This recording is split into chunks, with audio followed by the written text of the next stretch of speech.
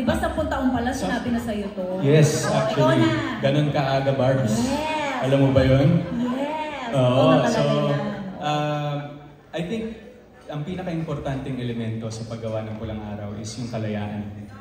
Kalayaan na kung ano yung meron tayo ngayon. Kagaya, hindi ko makakalimutan yung sinabi sa amin ng aming director nung time ng aming story conference na kung anumang kalayaan meron tayo dito sa yung nararanasan nating kalayaan ngayon at this very moment is because of the people who went through hell because of the World War II era. So, parang yun yung isa sa mga pinanghawakan ko rin prior to doing this kasi parang oo nga naman, bakit hindi natin to ikwento? Bakit hindi natin to bigyan ng larawan sa mata ng nakakarami, especially dun sa